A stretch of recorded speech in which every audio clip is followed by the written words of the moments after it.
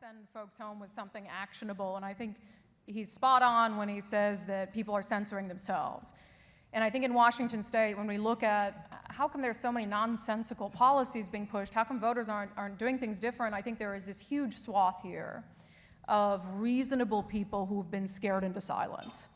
And they're scared to speak up, and they're scared to speak their truth. So given that you guys stood your ground even in the face of what could have been very devastating for the business, what is your advice to people who want to speak up, want to tell the truth, but they're worried because they're just trying to live their lives and they don't know if they're ready for that fight?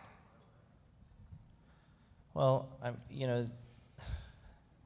I said a lot I said before when we were dealing with this whole Twitter thing that the greatest accomplishment on Twitter is not going viral or generating a huge following or getting verified or whatever, any of those things. It's getting banned for saying something true. That's the greatest accomplishment on Twitter. I mean, if you're not willing to, thank you.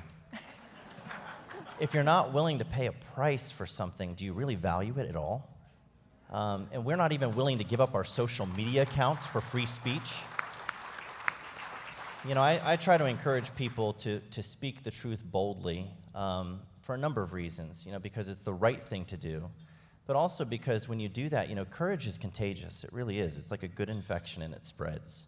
And when people are conforming, they're trying to get along with everyone else, or they see everyone else saying that something is true, and so that they even start questioning their own sanity.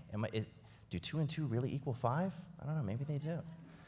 I'm serious. People are really starting to question whether or not these insane ideas really have merit to them.